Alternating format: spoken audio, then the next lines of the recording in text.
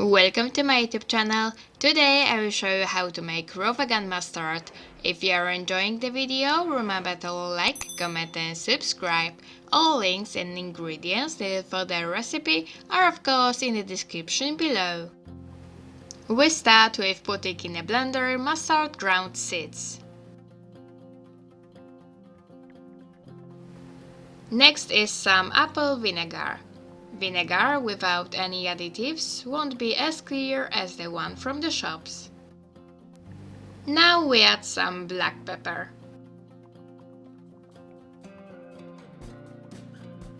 And now some juice made of half of a lemon.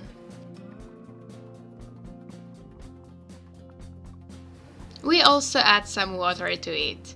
We mix everything together.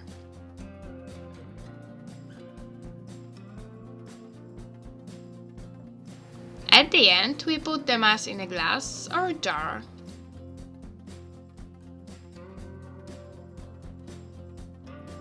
And we add some sweetener. I will use some agave syrup. We mix everything and it's ready. It's perfect with, for example, raw vegan bread. Bon appetit!